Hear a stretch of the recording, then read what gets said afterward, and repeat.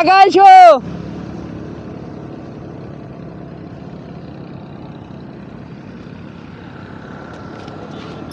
আরে ব্রিজে যে পানি টুক টুক টুক টুক করছে, ওইগুলা কি নদীর মাঝখানে টাওয়ার হচ্ছে পানির মধ্যে? তোমরা দাঁড়াইছো, আমি তো টাইনি বাড়া যাইতাম।